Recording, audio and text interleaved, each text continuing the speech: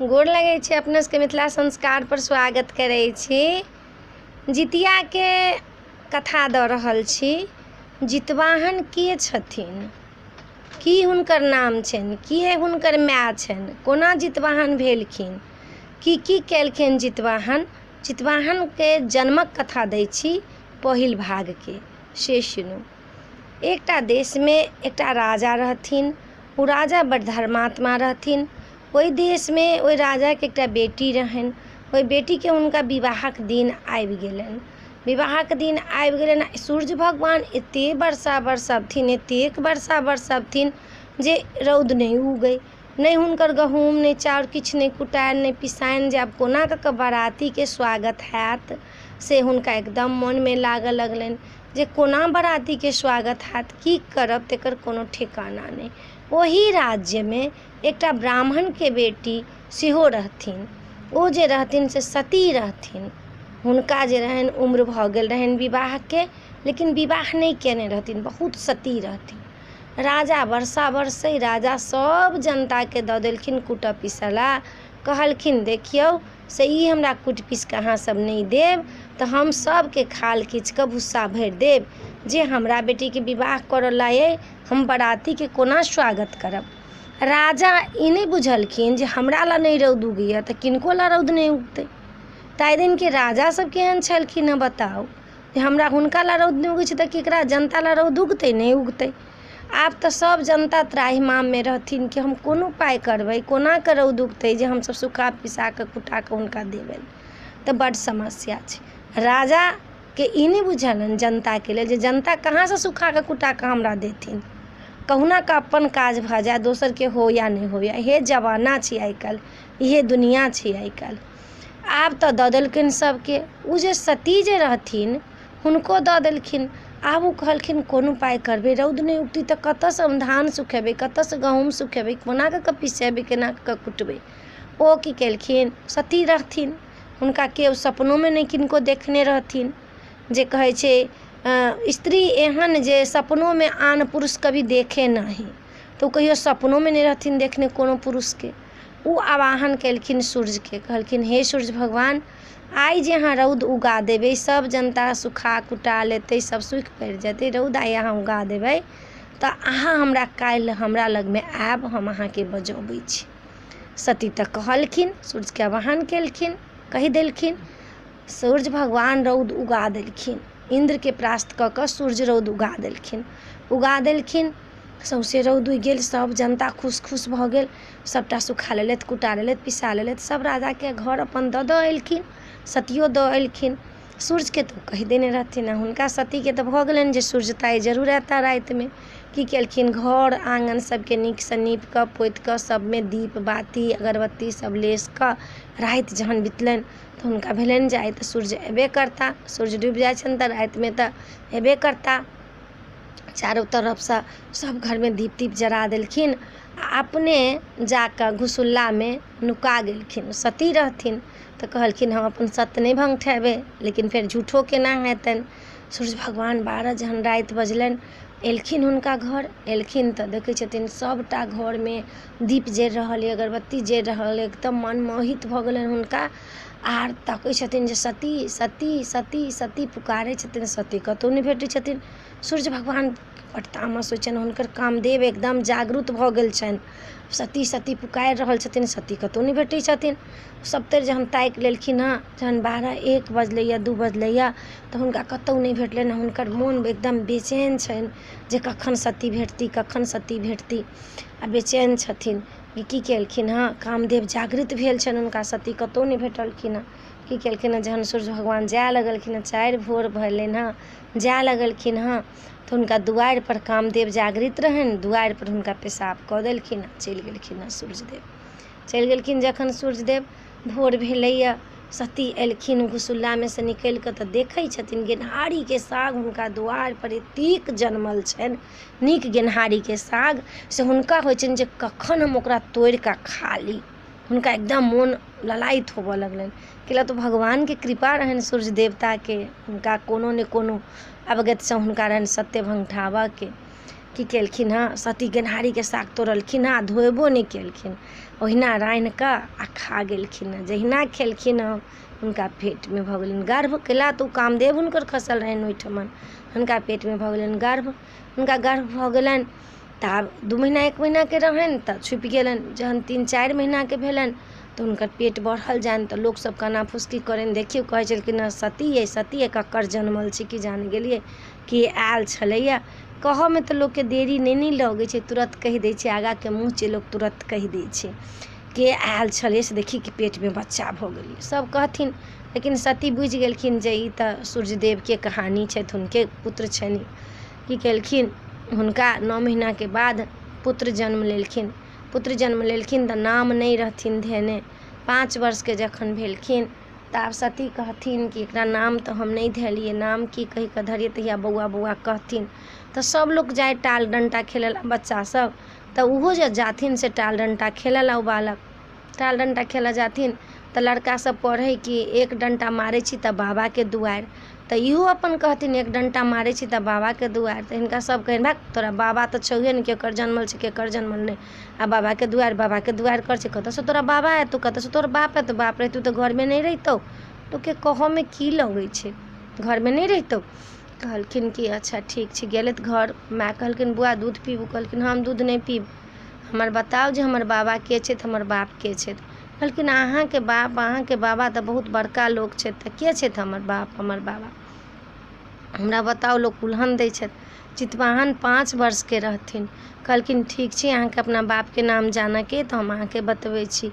अहाँ ब्रह्म बाबा, गामके जे ब्रह्म बाबा छै ताहिठमन दुपहरमे 12 बजे चलि जाउ, आगाँ हुनका छाहमे देखबनि जे आगाँके घोड़ा रहतनि तिनका छोड़ि देबनि, पाछाँके घोड़ाके छोड़ि देबनि, बीचके घोड़ा जे रहतनि तकरा छाहेमे अहाँ कुट्टी पकड़ि लेब। कहलखिन ठीक छै। गेलखिन, आब हुनका उत्सुकता रहनि जे हमर बाप के अइ। गेलखिन, आगाँके घोड़ा रहथिन तिनका छोड़ि देलखिन, पाछाँके घोड़ाके छोड़ि देलखिन, बीचके घोड़ाके जे रहथिन से खुट्टी पकड़ि लेलखिन। सूर्यदेव 12 बजेमे जाइ छथिन, पकड़ि लेलखिन। कहलखिन के छै तू, के हमरा पकड़ले, किया पकड़ले। कहलखिन कि जे हम फलना सतीके बेटा छी, बताउ हमर बाबा के अइ, हमर नाम की अइ, से हमरा लोक बड्ड उल्हन दैए। कहलखिन कि अहाँ चिन्ता जुनि करू, अहाँके बाबा हम छी सूर्यदेव, सूर्यदेवके पुत्र छथिन जितवाहन, सूर्यदेवके पुत्र छथिन जितवाहन। सूर्य देवता अहाँके बाबा छथि, अहाँके बाप छथि। अहाँके आइ नाम दै छी हम, अहाँके नाम अइ जितवाहन। जे भादवके आसिनके अष्टमीके अन्हरिया पकके जे अष्टमी एतै, ओहि दिन जे व्रत करत तेकर पुत्र जीवित रहतै, ओकर पति जीवित रहतै, ओकर धन्यधान रहतै। आइ अहाँके नाम पड़ि गेल जितवाहन। अहाँ आब अपना माय लगमे नहि जाउ, अहाँके हम शक्ति प्रदान करै छी जे अहाँके व्रत करत, हुनकर पुत्रके कहियो नाश नहि हेतनि, हुनकर पुत्र कखनो नहि मरतनि, हुनकर पुत्र जीवित रहतनि। अहाँके नाम जीवित पुत्रिका सेहो नाम पड़ल, जितवाहन सेहो नाम पड़ल। अहाँके जे व्रत करतनि हुनकर मायके पुत्रके कहियो अक्षति नहि हेतनि, अकाल मृत्यु नहि हेतनि। से आब अहाँ गाम जाउ, अहाँ गाम नहि जाउ, आब अहाँ दुनिया संसारमे प्रचलित करू। जितवाहन जाय लगलखिन, जाइत जाइत हुनकर शक्ति दऽ देलखिन। जाइत जाइत एक गाममे देखलखिन हाथी मातल छै। सब गामके लोक सब कहै बाप रे बाप, हाथी मातल छै, सबके मारै छै, सबके खाइ छै, सबके पीटै छै, कोन उपाय हेतै तकर कोनो ठेकाना नहि छै। जितवाहन 5 सालके बड्ड सुन्दर रहथिन। कहलखिन की भेलौ, किया एना होइ छै। तऽ महाराज एना एना हाथी मातल छै, अहाँ तऽ बालक छी, जाउ जाउ अहाँके पीछ देत, अहाँ ओना किया करै छी। कहलखिन अच्छा ठीक छै। ओ की केलखिन, 5टा विषके लड्डू बड़का बड़का बनेलखिन आ कहलखिन, गाँवमे गेलखिन जहाँ जहाँ हाथी रहै मातल तहाँ गेलखिन आगाँमे। कहलखिन हाँ महाराज अहाँ नहीं जाउ, अहाँ बच्चा छी, 5 वर्षके बच्चा छी, अहाँ कोना जायब। कहलखिन अच्छा तू सब चुप रह। की केलखिन, ओ लड्डू हाथीके आगाँमे फेंक देलखिन। हाथी ओ लड्डू खा कऽ कनि स्थिर भऽ गेलै। फेर दोसर लड्डू फेंकलखिन, हाथी डगमग डगमग होबऽ लगलै। फेर तेसर लड्डू फेंकलखिन, हाथी जे छथिन से ढनढन ढनढन होबऽ लगलै, हुनका आँखि मुना लगलनि। फेर 4म लड्डू फेंकलखिन, हाथी खसि पड़लखिन। फेर 5म लड्डू फेंकलखिन, हाथी खा कऽ हाथी मरि गेलखिन। मरि गेलखिन। सौंसे गाँवमे हाहाकार मचि गेल जे बाप रे 5 बरसके बच्चा आयल छै से हाथीके परास्त कऽ देलकै या कथी खुआ देलकै, हाथी खत्म भऽ गेलै। सबके जीवनके ई दऽ देलखिन एकदमसँ दान, जीवन दान देलखिन हँ। ओ कहलखिन कि जे अहाँ के छी? कहलखिन हम सूर्यपुत्र जितवाहन छी। हमर अष्टमीके जे व्रत करत, आसिनके अष्टमीके अन्हरिया पक्षके जे ई व्रत करत, हुनका जे छनि से पुत्र कखनो के क्षति नहीं हेतनि, पुत्र हुनकर जीवित रहतनि, पुत्र के किछु नहीं हेतनि, धन ध्यानसँ भरल रहतनि, हुनकर सोहाग बनल रहतनि, हुनका पुत्र के किछु नहीं हेतनि, अकाल मृत्यु नहीं हुनका पुत्र के हेतै। से अहाँ आसिन के अष्टमी के ई व्रत जरूर करब। आसिन के अष्टमी के अन्हरिया पक्ष के ई व्रत होइया, जावत तक अष्टमी रहत तावत तक ई व्रत करब। ई नहीं जे बीच में तोड़ि लेब। ई नहाय खायब करब, नहाय एक दिन पहिले नहायब खायब, खरी तेल हमरा चढ़ायब, चूड़ा चढ़ायब, दही चढ़ायब, ओहिमे मोट थक चढ़ायब। आ ई व्रत करब। आइ अहाँ सबके कहि कऽ जाइ छी, आसिन के अन्हरिया के पक्ष के जे अष्टमी होइए ओकर व्रत हमर हैत। पुत्र दायिनी व्रत अइ, पुत्र जीवित व्रत अइ, जितवाहन व्रत अइ। ई व्रत जरूर करब। ओहिठमनसँ जितवाहन कहि कऽ प्रचार कऽ कऽ चलि गेलखिन हँ। आगाँ बढ़लखिन हँ। देखै छथिन एकठम गाँवमे गेलखिन हँ तऽ बुढ़िया घरमे जाइ छै तऽ कानऽ लगै छै, बाहर अबै छै तऽ गीत गाबऽ लगै छै। बुढ़ियाके देखलखिन हँ जितवाहन कहै छथिन गे बुढ़िया तो घरमे जाइ छै तऽ कानऽ लगै छै, बाहर अबै छै तऽ कानऽ लगै छै, की गीत गाबऽ लगै छै, की बात छै? कहलखिन ओ महाराज अहाँ की सुनबै, अहाँ तऽ बच्चा छी। कहलखिन गे सुनो ने, हमरासँ जे समाधान करल है से हम कऽ देबौ। कहलखिन एकटा राजा छियै गाँवके, ओकरा एकटा बेटी छै, ओकरा बेटीके पेटमे की छै नहि छै तेकर कोनो ठिकाना नहि छै, काल छै कि बाघ छै की छै से कहै छी। राजा जे एक राति ओकरा बेटी लग गुजारि लेतै या जीवित रहि जेतै तकरेसँ अपना बेटीके विवाह करतै आ तकरा राजपाट आधा दऽ देतै। लेकिन जे जाइ छै ओकरा बेटी लग सुतऽ ओ मरि कऽ अबै छै, जीवित केओ नहि अबै छै। ताहि लए हम कहै छी जे हमर बेटा आइ जे अइ से पुतहुके गौना करा कऽ लऽ अबैया, रातिमे राजाके बेटी लऽ जायला छै तऽ हमर बेटा तऽ मरि जायत। ताहि लए घरमे जाइ छी तऽ कनै छी आ बाहर अबै छी तऽ गीत गबै छी। कहलखिन ठीक छै, तो नहि कान बुढ़िया, हम तोहर बेटा नहीं जेतौ, हम जेबौ। कहलखिन गे अहाँ केना जायब, कतेक सुन्दर बालक छी, अहूँ तऽ केकरो मायके पुत्र छियै, कोना कऽ अहाँ जायब? कहलखिन से हम नहीं जनै छियौ, हम तोरा बेटाके बचा देबौ, तो सब चिंता नहीं करिए, केकरो नहीं कहिए, तोहर बेटा गौना करा के एतौ, घरमे कनियाके लऽ कऽ रहतौ, हम जायब। कहलखिन ठीक छै। राति बितलै, ओकर बेटा गौना करा कऽ एलै। जितवाहन कहलखिन हम जाइ छी। गेलखिन हुनका घरमे, राजाके बेटी जहाँ सुतल रहथिन तहाँ गेलखिन। राजाके बेटी चैनसँ सुतल छथिन। की केलखिन जितवाहन एकटा केराके डम्फौर एतेक मनुष्य एतेकटाके लम्बा बना लेलखिन मनुक्खक रूपमे आ हुनका बना कऽ पूरा देहमे हुनका सुइया घोपि देलखिन हँ, घोपि कऽ मुँह मनुक्ख जकाँ बना कऽ हुनका रानी लगमे सुता देलखिन हँ आ उज्जर कपड़ा ओढ़ा देलखिन हँ। सुता जहन देलखिन हँ, अपने कोनामे नुका गेलखिन हँ एकटा खंडा लऽ कऽ। की केलखिन हँ, राति जहन 12 बजलै तऽ हुनका नाकसँ बड़का अजोद साँप निकललै, एकदम बिखधर गहुमन, एकदम अजोद मोटायल, हनहना कऽ निकललखिन हँ। पटसँ ओहि केराके जे छै मनुक्खके रूपमे धायल हुनकामे सीधे एना कऽ हबक्का मारलखिन। जितवाहन देख लेलखिन जे ई तऽ साँप अइ, सर्प अइ।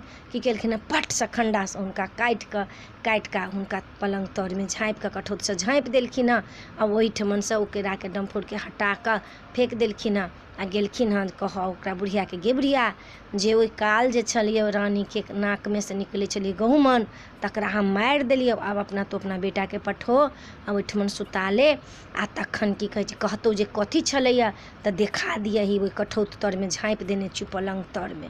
बुढ़िया खुशी भऽ गेल, अपन गेल ओकर राजाके की कहै छै बुढ़ियाके बेटा गेल, सुति रहल, एकदम चैनसँ सुति रहल। भऽ गेलै, प्रात भेलै, फेर एलखिन खवासनी मुर्दा साफ करला, केबाड़ खटखटबै छथिन तऽ घुनघुनाहटके आवाज अबै छै तऽ राजाके कहऽ गेलखिन कि राजा से ई बुढ़ियाके बेटा नहीं मरल अइ जे घुनघुनाहटके आवाज अबै अन्दरसँ।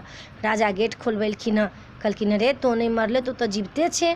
कहलखिन महाराज से हिनका तऽ काल छलनि हँ, कोन काल छलै, कोना कोना बचायल है, ओ देखा देलखिन हँ जे ई सर्प छलनि हिनका नाकमे, नाकसँ निकललखिन, मैंने एना केलियै, बचि गेलखिन हँ, आब हिनका से बचि गेलखिन। कहलखिन अच्छा ठीक छौ। बुढ़ियाके बेटाके रानीसँ विवाह कऽ देलखिन, आधा राज बाँटि कऽ दऽ देलखिन। बुढ़िया अपन सुखी सुविधासँ रहऽ लागल।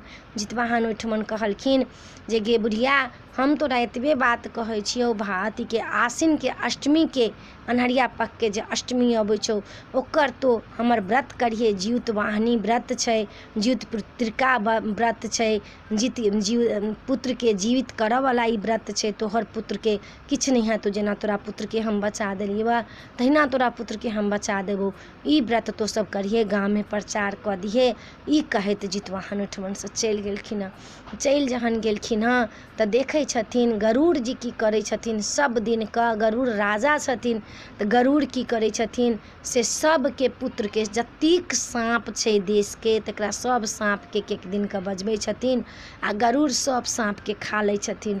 एक दिन नाग नागिन कनै छथिन, कहै छथिन कि आइ हमरा पुत्र के पालो अइ से देखू न जे आइ हमरा पुत्र के खा जायत गरुड़ जी, से हम कोनो उपाय करू, ककरा कहिए, के हमर बात सुनथिन। नाग नागिन अपना में विचार करै छथिन। जितवाहन ओहिठमन एलखिन हँ, कहलखिन अहाँ सबके की भेल, कैला चिंतित छी, की भेल, कोन कारण छै। कहलखिन महाराज राजा सब पक्षी के राजा छथिन गरुड़ महाराज, ओ सब साँप के एक एक राति के बजबै छथिन आ सबके पुत्र के खा लै छथिन। हमरा सबके जोइन केना के बढ़तै, साँप के जोइन तऽ बढ़बे नहीं करतै, सब पुत्र के खा लै छथिन तऽ कहाँ से जोइन बढ़तै। कहलखिन एहन बात छै। कहलखिन हाँ। कहलखिन अच्छा ठीक छौ, तो अपना पुत्र के नहीं जा दे, हम आई जाइ छी। गरुड़ महाराज गेलखिन। जितवाहन एकदम से उज्जर चद्दर ओढ़ कऽ सुति रहलखिन हँ। जितवाहन एकदम से गरुड़ एलखिन हँ, हुनका मांस के खाए लगलखिन, जहन हुनका पेट भरि गेलन हँ तब गरुड़ महाराज कहै छथिन कि बाप रे, ई तऽ साँप छोटेटा के होइ छी, कते खेलहुँ हँ, पेट भरि गेला तखनो छथिन। जहन हुनकर भाग खुजलनि तऽ देखै छथिन तऽ जितवाहन के कहै छथिन कि जे अपने आहा की केलहुँ। अपने कहलखिन अहाँ दोसर के पुत्र के खाइ छियै, साँप के जोइन खत्म कऽ देबै, अहाँ ई की कऽ रहल छी, बहुत गलत कऽ रहल छियै, अपने ई काज नहीं करू। आब गरुड़ महाराज क्षमा मांगि कऽ ठाढ़ भऽ गेलखिन हँ। कहलखिन अपने की केलहुँ। कहलखिन अपने के हम वरदान दऽ रहल छी, विष्णु भगवान हमर से वरदान देलखिन हँ। जितवाहन जेहने सुन्दर छलखिन हँ तेहन भऽ गेलखिन हँ। आ ओहि दिन से गरुड़ महाराज कहलखिन हँ कि हम पक्षी के राजा जरूर छी, लेकिन किनको पुत्र के हम नहीं खायब। आइ जितवाहन के मांस खा कऽ हम तृप्त भऽ गेलहुँ हँ, वरदान देलहुँ हँ। आब जितवाहन तऽ नीक भऽ गेलखिन। जितवाहन सबके कहलखिन हँ, पक्षी राजा के, साँप के, सबके जे हमर व्रत जे होइया से आसिन के अन्हरिया के अष्टमी के व्रत होइया, जाबे तक अष्टमी रहत ताबत तक ई व्रत रहत।